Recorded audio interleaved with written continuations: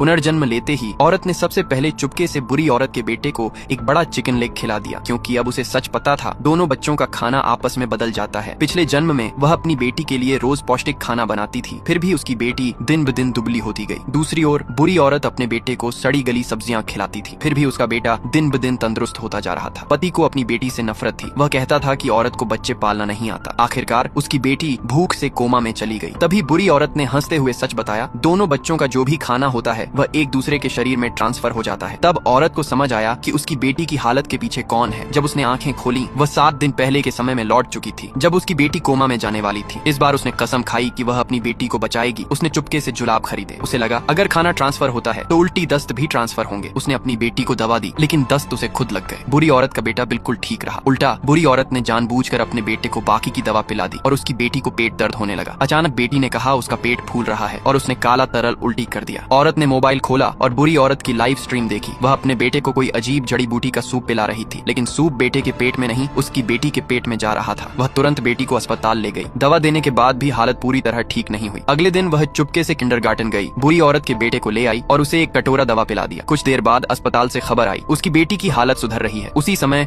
बुरी औरत घर में घुस आई और चिल्लाने लगी, तुमने मेरे बेटे को झड़ दिया। औरत ने उसका बाल पकड़ लिया और पूछा, बताओ ये बंधन कैसे तोड़ा जाए। तभी उसका पति आया और उसे धक्का दे दिया। उसने कहा, तुम बस जलती हो उससे। लेकिन सच ये था कि बुरी औरत काले जादू से दोनों बच्चों की पोषण शक्ति आपस में बांध चुकी थी। अस्पताल से लौटते ही बुरी औरत ने फिर अपने बेटे को वही जड़ी बूटी वाला सूप पिला दिया और उसकी बेटी फिर उल्टियां करने लगी। आखिरकार वह गुस्से में पड़ोस पहुंची। दरवाजा उसके पति ने खोला। वह बोला, मैं यहाँ सीख रहा हूँ कि बच्चों की सेहत कैसे सुधारें। औरत ने सीधा आदेश दिया, तुरंत ये सूप बंद करो, वरना इस बार मैं सबके सामने सच खोल दूंगी।